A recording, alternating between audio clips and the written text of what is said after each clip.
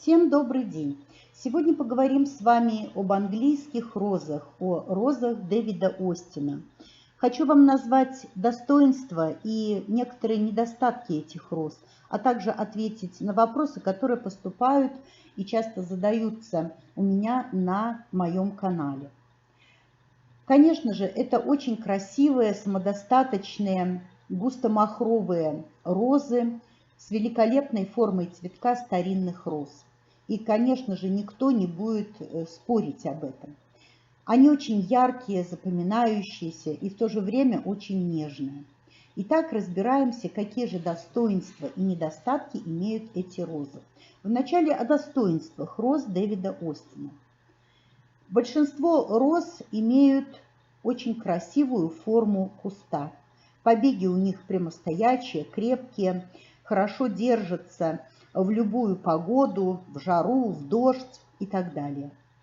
Следующая особенность и следующее достоинство – это высокая морозостойкость. Они выносят морозы до минус 35, минус 30 градусов по Цельсию и даже ниже. Эти розы обладают красивой формой цветков, как я уже сказала, старинных роз. Они густомахровые, густо набитые. Цветы у них крупные и очень нежных и привлекательных окрасок. Следующее достоинство. Основное большинство английских роз Дэвида Остина имеют очень нежный аромат. Одни больше, другие меньше.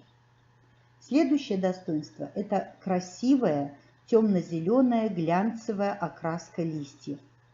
Они очень крепкие, они не повреждаются никакими заболеваниями, мучнистой росой, пятнистостями, не повреждаются практически вредителями.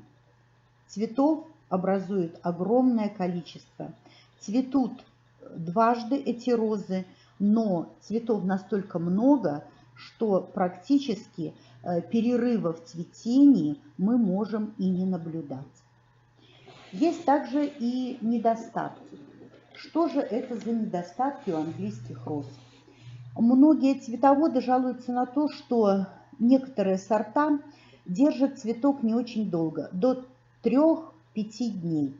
Но, однако, лично я не считаю это большим недостатком. Цветов настолько много, что на это свойство роз можно даже не обращать особого внимания. Следующий недостаток. В жаркую погоду эти розы, конечно же, необходимо поливать. Причем полив должен быть достаточно обильным. Это о тех достоинствах и недостатках, о которых я хотела сказать по английским розам. А сейчас вопросы. Вот буквально недавно поступили вопросы, я поняла, от тех, кто только-только начинает заниматься цветоводством. Посадка роз с закрытой и открытой корневой системой. В чем разница и когда лучше высаживать? Конечно же, все зависит от климатических условий. Высаживать розы с открытой корневой системой можно до середины сентября, лучше до середины сентября, когда температура почвы достигает 14-15 градусов по Цельсию, но не ниже 5-6.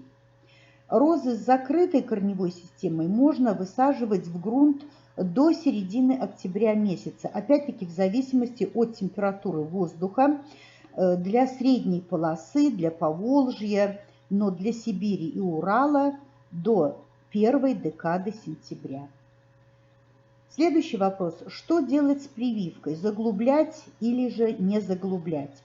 Опять-таки, все зависит от типа почвы. Если почвы суглинистые, очень тяжелые почвы, то не более чем на 2-3 сантиметра. Для легких почв, песчаных, супесчаных, до 5-7 сантиметров и больше, до 10. Следующий вопрос. Где лучше высаживать розы? Это буквально классический вопрос, который задают очень часто мне. Дело в том, что розы – светолюбивая культура, но все зависит от того, где вы проживаете. Если на юге, то в ажурной полутени. Свои розы я высаживаю на полном солнце. У меня 4-я климатическая зона, Республика Беларусь.